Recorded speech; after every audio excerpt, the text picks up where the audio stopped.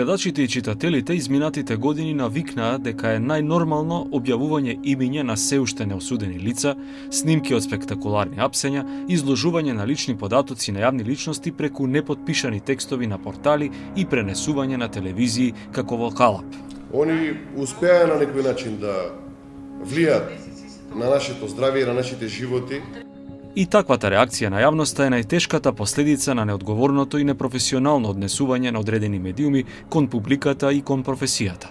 Најдобро го почувствуваа учесниците во масовните судски процеси, како Ване Цветанов, еден од обвинетите во најголемата шпионска афера во Македонија. Врз база на тоа кршење на презумпција на невиност и етикетирање на мене како шпион, страдаше целото моје семејство, вклучително и моите родители и мојата сопруга.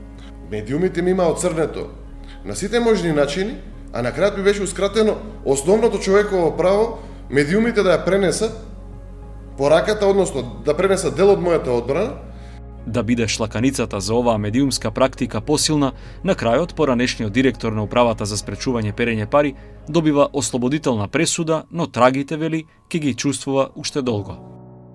Тоа беше толку потресно за тесниот круг на семејството. Значи, луѓе бега од целото семејство. Луѓе бега затоа што медиумите мене ме има етикетирано како тежок велепредавник, шпион, човек кој што работел против државата, кој бил вмешан во некои тешки матни работи и така натаму.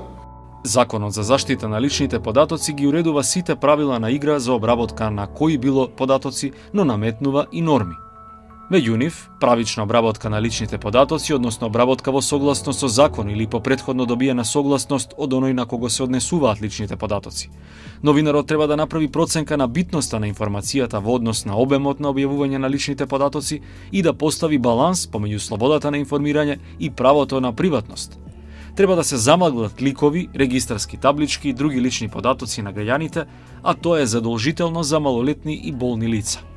И она што често е предмет на дебата, да се објават иницијали наместо име и презиме на лицата кои се жртви на несреќи или лица против кои се води судска или управна постапка, објаснуваат од Дирекцијата за заштита на личните податоци.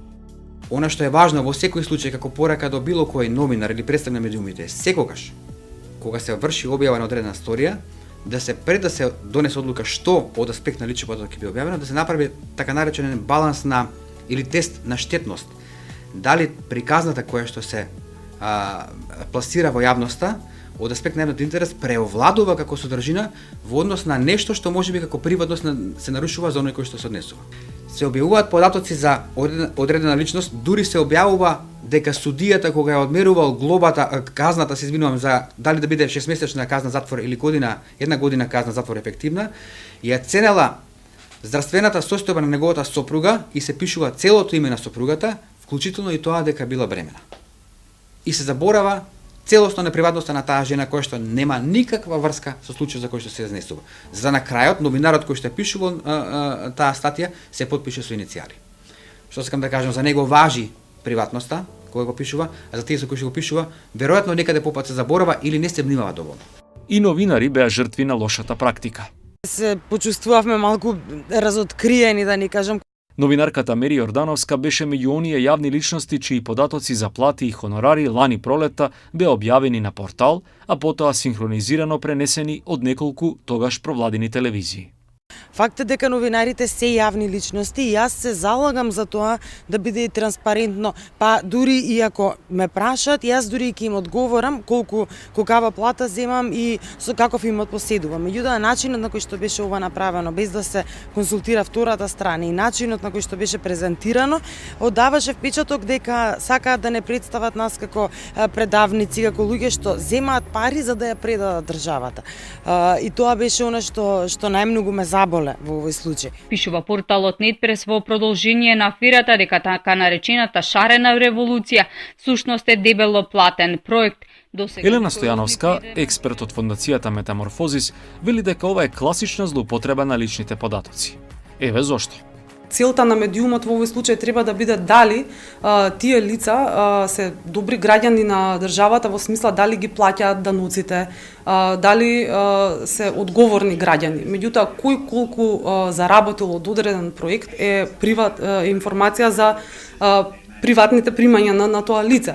Обемот кој што беше објавен, нели беа име, презиме, висина на суми за кои што имено и не знаеме дали се точни, затоа што нормално за тоа и не беше објавен доказ. Меѓутоа, тоа се информации, повторно ќе кажам, за луѓе кои што не земаат плата од буџетот на државата. Не е само приватноста тука како прашање отворена, туку исто така со откривањето на тој тип на информации се откриваат информации за финансиското работење на медиумите, на невладините организации. Јордановска вели дека тогаш се обидела да се заштити преку објавување новинарски текстови и преку нив да открие кој треба да одговара.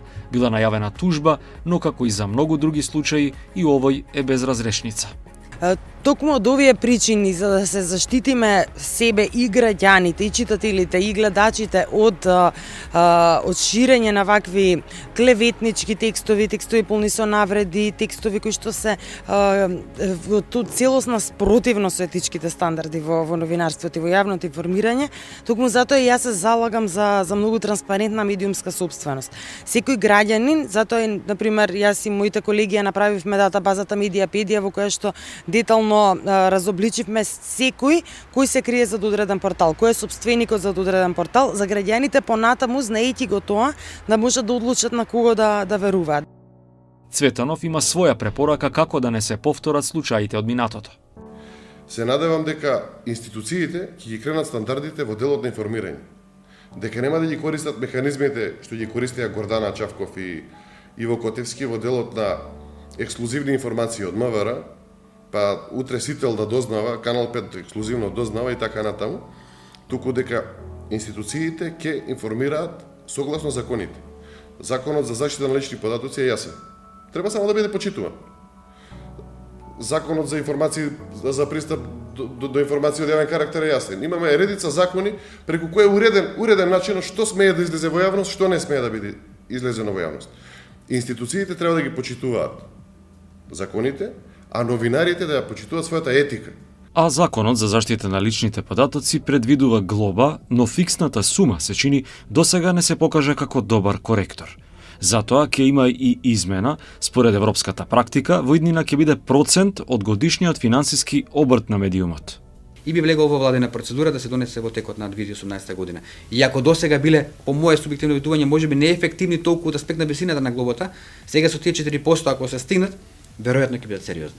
И веројатно ќе треба да се размислува во тој контекст, но мојата филозофија како човек, па би рекол и да сите работиме во дирекцијава е: дајте да се договориме во фазава на превенција додека не се случи беља, да се научиме едни со други како да бидеме подобри во секој сегмент, па и во сегментов со новинарите. До тогаш останува се да зависи од новинарската свест, која во случаите во кои жртви беа Цветанов и Јордановска воопшто ја нема. Без тоа не може да се очекува дека и медиумската публика ќе развие толкава вештина да се избори со непрофесионализмот што и се сервира на интернет, телевизија, печат или радио.